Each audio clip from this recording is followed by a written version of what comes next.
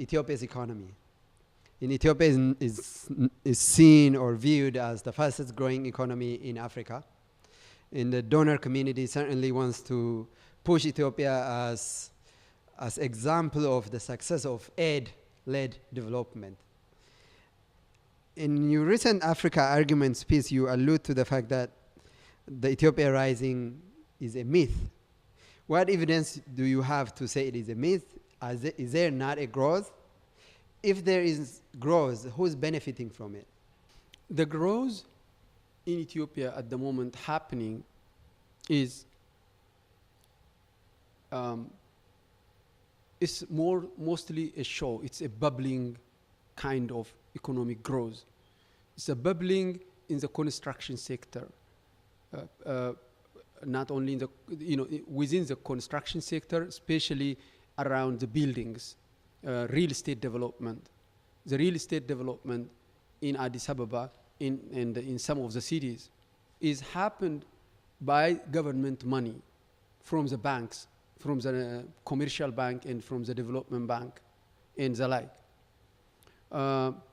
Who is benefiting from this? How does that work? Most of access to credit is not level field for all the citizens. There is huge problem here. The way the banks are led, the bank management, the bank board of directors are always in favor of TPLF people. And because of this, TPLF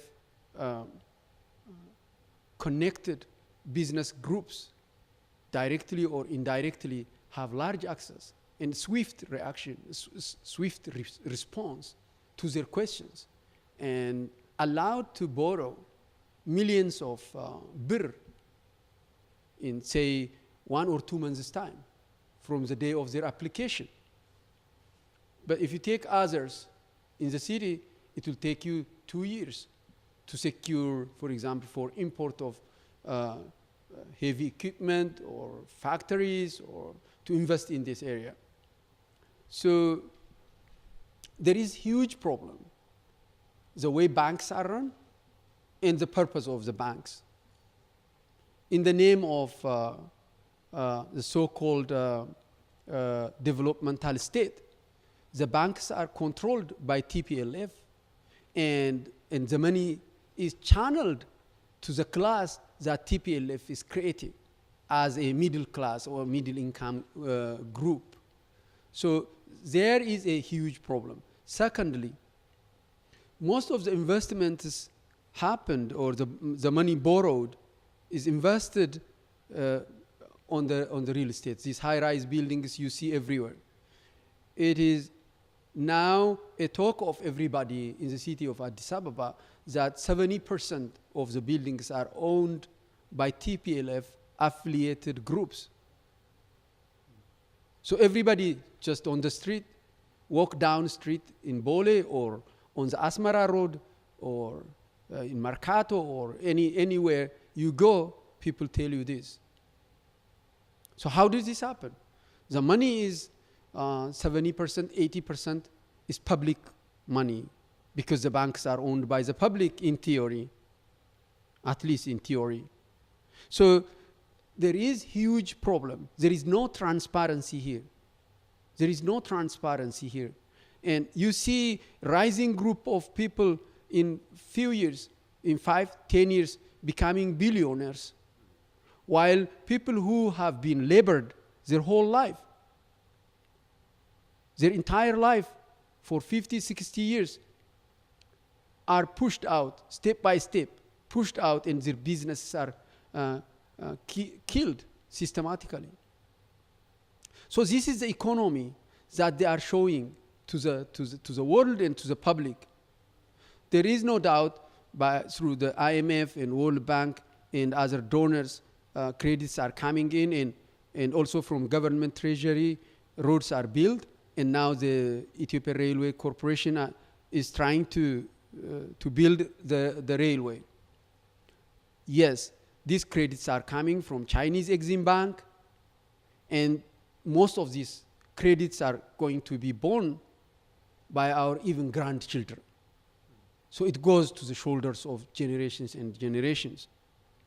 Now, I'm not against development. I am pro-development. I've never been against development. But the way wealth in that country is distributed is completely wrong. It's completely wrong. Let's take the whole economy. Ethiopia's economy, when I left the country, was about 39-40%, according to the official statistics, is agriculture. Let's look to the agriculture.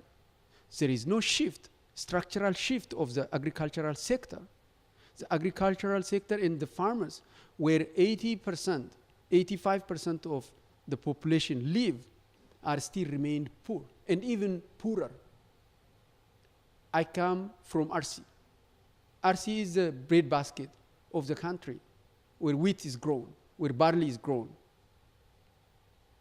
It's claimed that now, through the extension system that EPRDF proposed, farmers are producing 100 quintals from a hectare of land. I went down to RC to look for this hectare of land that produces 100 quintals. 100 quintals. Actually, it doesn't exist. It's a lie. It's made up. I went to the field, to the farm, looking for this person who produced 100 quintals. First of all, he didn't have 1 hectare of land that he saw this wheat on his land. No. So therefore, what I am saying is, I see my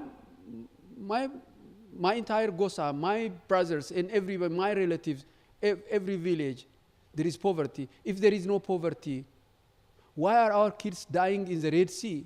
For the last 15 years, nobody spoke. Now when the Mediterranean came, people talk about the boat people coming to Europe. But for the last 15 years, 16 years, the kids have no land because land is getting scarcer, population is exploded. There is no alternative way of employment. Nobody is listening. I talked with the Prime Minister about this personally. So why are people dying? Why are people chose to go to the Sahara and die? What did he say? He didn't have any answer. He told he will think about it. People are dying. So therefore, there is poverty getting bigger and bigger in real terms, not the calculations that poverty have fallen to 29% and we'll make it fall to 22%. These are just playing with the numbers. But in reality, you don't see the real farmer, the real peasant improving his life. These people, the kulak that they try to create, or the millionaire farmer, they were the people who amassed land during the Derg regime. And some of them are the Nagadis, the business people related to the next urban area. They have trucks, they have here and there grinding mills and all these things, side issues, side businesses. They are not real peasants. I want to see the Ethiopian real peasant breaking the cycle of poverty. There isn't. It is not in Amhara region. If it comes, it should come from Oromia because the land is a little bit better. It doesn't.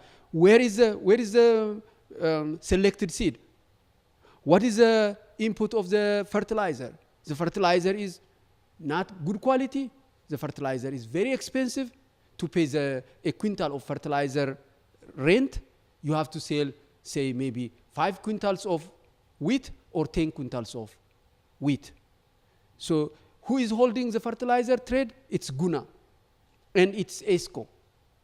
These are controlled by TPLF.